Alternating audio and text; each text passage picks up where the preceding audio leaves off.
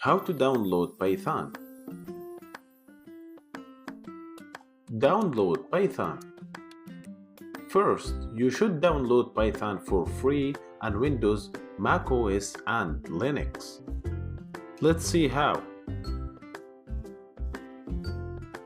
First, go to google.com and type Python. Then press enter. And then choose the first one.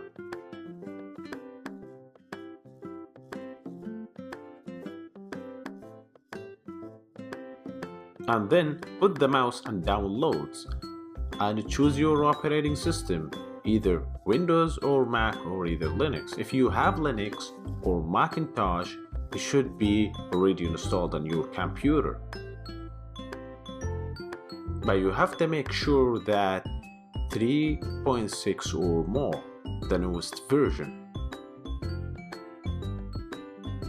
After downloading, install it on your computer.